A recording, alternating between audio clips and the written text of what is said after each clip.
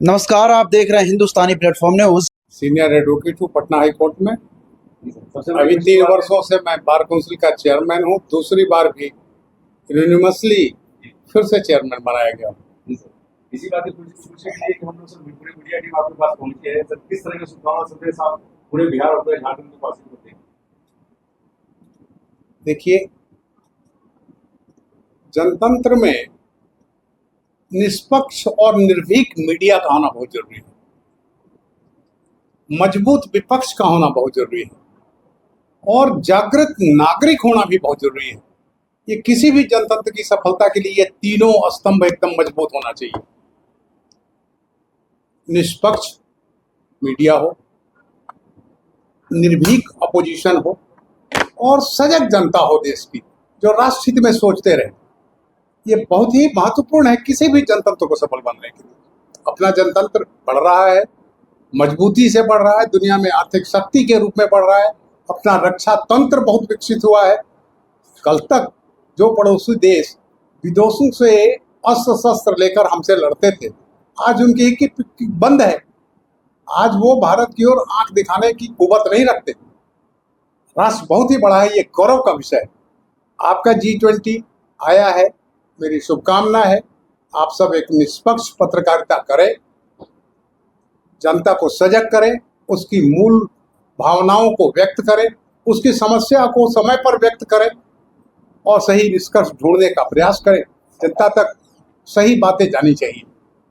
Sir आज जिस तरह की स्थिति बिहार में बनी हुई है, आपको याद होगा आज से 20 साल पहले जब 5 में हमारे माननीय मुख्यमंत्री नीतीश कुमार जी आए सत्ता में, चतुर्मुखी विकास हुआ इस प्रदेश का। लॉ एंड ऑर्डर सुधर गया, आपका कम्युनिकेशन सुधर गया, सड़कें बन गई पूरे बिहार में। लॉ एंड ऑर्डर बहुत ही महत्वपूर्ण है। रूल ऑफ लॉ किसी कंट्री में है, ये सारा श्रेय हमारे माननीय मुख्यमंत्री नीतीश कुमार जी को जाता है। और आज नीतीश कुमार जी और केंद्र की सरकार दोनों एनडीए में एक साथ है, तो बिहार के विकास से अब पीछे जाने का कोई प्रश्न ही नहीं है। अब तो हमारे नेता और केंद्र में माननीय मोदी जी जो यशस्वी है, उतने ही यशस्वी हमारे मुख्यमंत्री हैं। तो इस प्रदेश को आगे बढ़ने से अब कोई रोक नहीं सकता।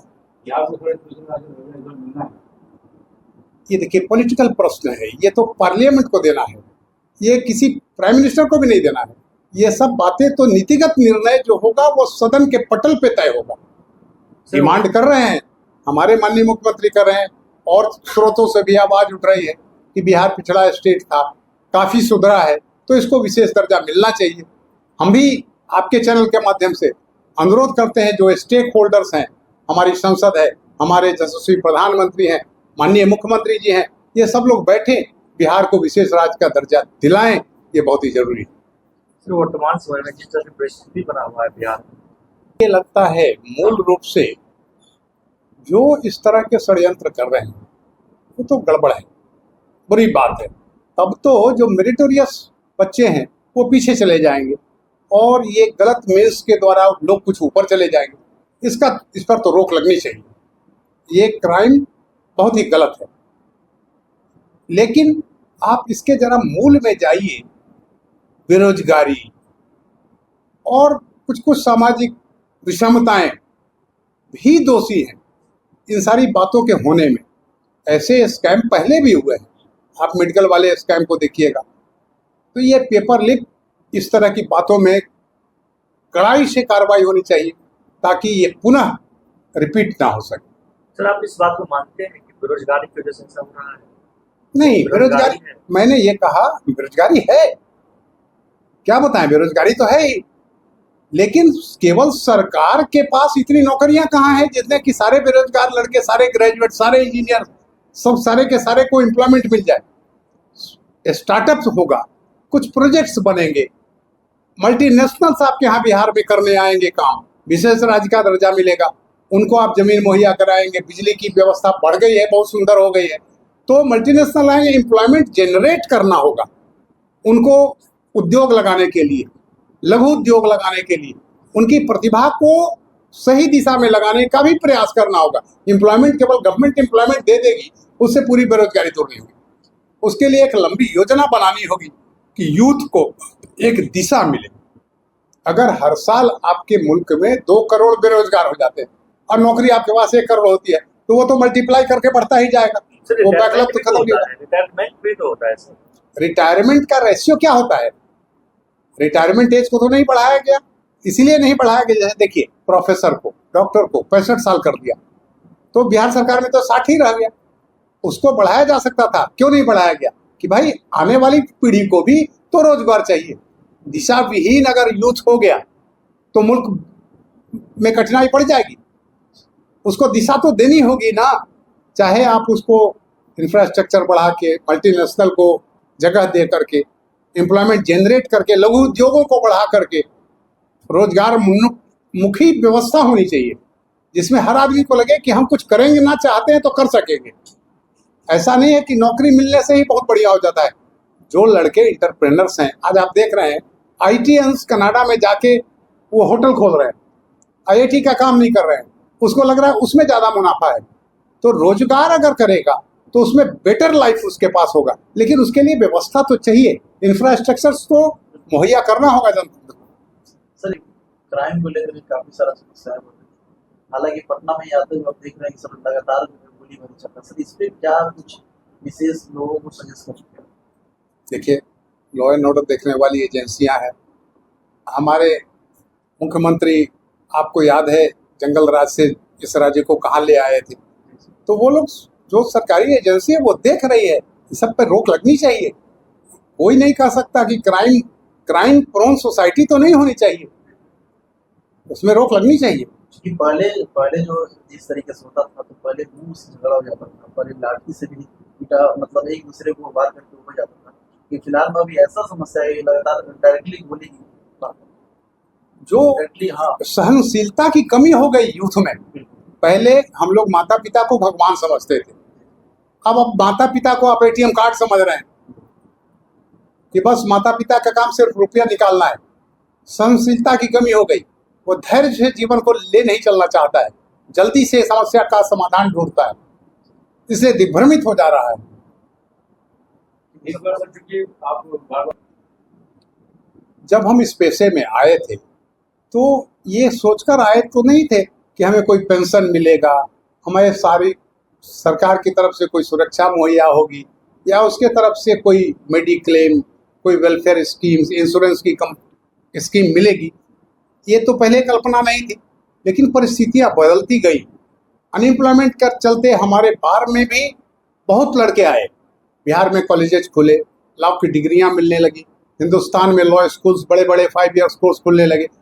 अब आए दिनों वकीलों के साथ भी हिंसा हो रही है, लिटिगेंट्स से, जो उसका विरोधी पक्ष है। तो वैसी बातों के लिए हम लोगों ने, अभी इंटरनेशनल कॉन्फ्रेंस हुआ था, इंटरनेशनल बार का कॉन्फ्रेंस दिल्ली में हुआ था, विज्ञान भवन में। माननीय प्रधानमंत्री जी आए थे इनॉग्रल सेशन में, 2 घंटे रहे थे। माननीय होम मिनिस्टर आए थे, वैलिडेटरी सेशन में 2 घंटे रहे थे। वहाँ जोरदार शब्दों ने हमारे chairman bar council of India, संजोग से वो बिहार के लाल हैं, उन्होंने जोरदार पुरजोर आवाज उठाई कि हमको एडवोकेट प्रोटेक्शन एक्ट सरकार दे, और ऐड ये किया गया कि केवल प्रोटेक्शन एक्ट नहीं, विथ कंपनसेशन, कि अगर उसका ऐसा होता है तो उसको दिया जाए। बार काउंसिल के पास अपना कोई संसाधन नहीं है, लॉयर को हम लाइसेंस देते हैं, फिर वो सही ढंग से वकालत करे, ये बड़ा ही नोबल प्रोफेशन है, उसकी अपनी इंटेग्रिटी है, उसके मापदंड के मुताबिक वो चले, उसको एथिक्स की बात हम समझाते हैं कि if you are a lawyer you must improve yourself like a noble citizen. तो वहाँ तो प्रोटेक्शन की, कंपनसेशन की, पेंशन वगैरह संभव नहीं है। वैसे अगर कॉर्पस हो जाए और सरकार से की ओर से कुछ भी मिले तो मिला जुला के कोई एक ऐसी व्यवस्था हो जा सकती है कि after death of a lawyer उसकी फैमिली लर्च में ना चली जाए, पेन्यूरी में नहीं चली जाए, तो इमीडिएट उसको किसी तरह से सरवाइव करने के लिए, स्टैंड करने के लिए एक व्यवस्था हो। उसके बारे में हम लोग गंभीरता से विचार कर रहे हैं। अभी इसी बार काउंसिल बिल्डिंग में आप लोग आए हुए हैं, जाके देख लीजिए, नीचे लेडीज का अलग रेस्ट रूम, अब उसको कहते हैं, हम उसको टॉयलेट और बाथरूम नहीं करते हैं, 3 बना दिया गया है, जो 1 हफ्ते के अंदर उन लोगों को हैंड ओवर कर दिया जाएगा। इस बिल्डिंग में लिफ्ट लग गया। तो ये सब प्रयास हो रहा है और उसका समाधान भी निकल रहा है। इम्प्रूवमेंट हुआ है, आगे भी होगा। जैसा आपने कहा कि होगा तो बार काउंसिल, अगर प्रदेश बढ़ेगा तो हमारा बार काउंसिल भी बढ़ेगा। सरकारों से भी हम लोगों ने कभी कभी डिमांड किया है कुछ जमीन दीजिए ताकि वकीलों के लिए एक बड़ा सा गेस्ट हाउस बने कि बिहार भर के वकील आके टिके। ये उनसे अनुरोध करेगा कहीं हमें भी स्थान दीजिए ताकि हम अपने ही फंड से बिल्डिंग बना सके, ताकि बिहार भर के वकील जब पटना आए, सबसे बड़ा एकमात्र शहर रह गया। आपको देखिए झारखंड बंटने के बाद बिहार में शहर तो बहुत कम गए, मुजफ्फरपुर, दरभंगा, अब समूचा शहर बढ़िया, हजारीबाग, धनबाद, झरिया, जमशेदपुर, रांची और लोहरदगा, पलामू, सब शहर उधर रह गए, इंडस्ट्री उधर रह गई, माइंस उधर रह गया। तो हम तो एग्रीकल्चर बेस्ड स्टेट हो गए, तो हम पर तो ध्यान विशेष दर्जा का देना ही चाहिए। तो पूरी तरह से यहाँ पे मौसम सुधर गया। देखिए चेयरमैन कोई चीज नहीं होता है, चेयर भी आपका, मैन भी आपका। मैं उसी सिद्धांत से चलता हूँ। वकीलों ने ये चेयर दिया है, ये चेयर उनका है और ये मैन भी उन्हीं का है। मैं उनके हित में जब तक इस पद पर हूँ या ना भी रहूं तो मैं प्रयास करता रहूंगा, उनके लिए संघर्ष करता रहूंगा, सुविधाएं तलाशता रहूंगा, उसके लिए लोगों से अनुनय विनय जो स्टेक होल्डर है उनसे करता रहूंगा। बहुत बहुत शुक्रिया सर, आपने संदेश दिया। धन्यवाद। इस वक्त चैनल हो, आपके लिए भी बहुत शुभकामनाएं। आप भी जनता की आवाज उठाइए, सही न्यूज हमेशा जनता को दीजिए।